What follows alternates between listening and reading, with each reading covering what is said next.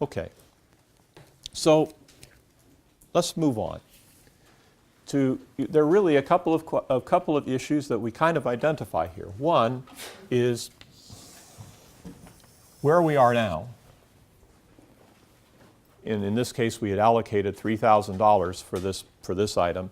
And the second question is, how much am I going to need to save over my entire financial picture? In other words, we move from a micro setting to a macro setting now, to where we are, to our own personal finances and our financial picture. And the first thing that I would like you to take a look at then is the concept of a personal financial statement. And you have an example of a personal financial statement in your handout. It's 2 pages.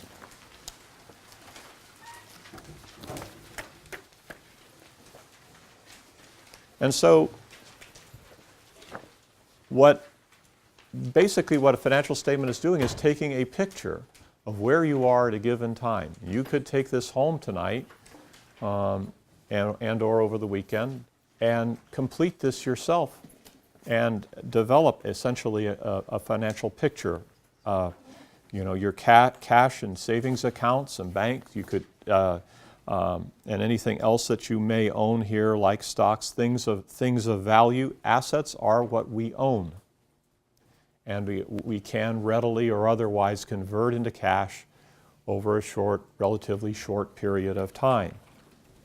And then for the liability side, it's things that we owe. And for most of us, the owing is due to something that we may do on plastic, or now since you folks have such great technologies, we can do them with our phones now as opposed to doing it just on plastic. But it's credit card liability, it's other kinds of debt too. The student loans that you've discussed here.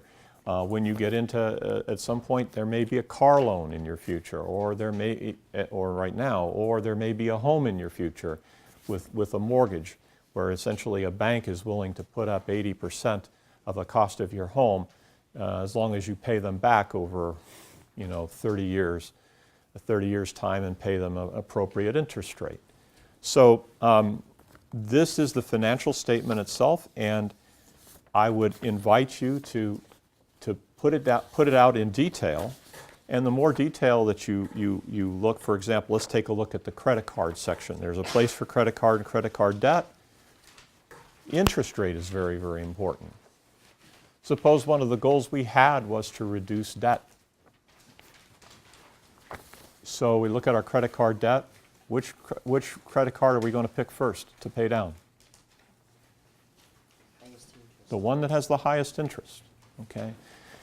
This kind of kicks off, for me anyway, again, it's important to know where you are, so you kind of complete this as best you can, and strategically it can tell you a lot. For example, another example would be, let's say we do have some cash. The cash is earning 1% in a money market fund right now, and we have significant debt. The debt we could be paying 20% on our debt, and that 20%, we're not even getting a tax break at all on that kind of debt.